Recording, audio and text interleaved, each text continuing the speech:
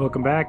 Today we are going to be reassembling the Toyota V6 motor. Alright, we got the heads taken off. As you can see, there's all these filled up with the stop leak. Literally, it's all built up. That's bad head gaskets, let alone it just heated up, not letting the proper cooling.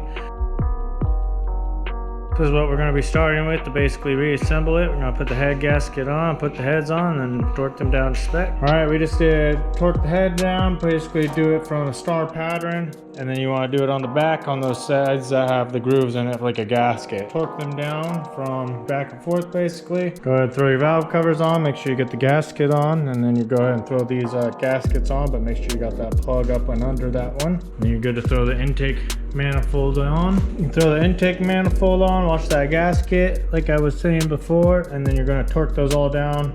Basically throw the thermostat on, throw that cover on, sensor setup on with this ground. So when you get to timing right here, you're going to make sure you have this dowel in there. Then go ahead and throw the timing on. It's pretty easy to time it with. Make sure all your marks are in place.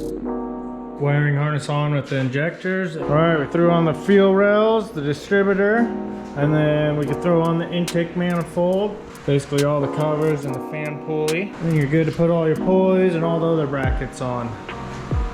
Thanks again for watching, and we'll catch you in the next video.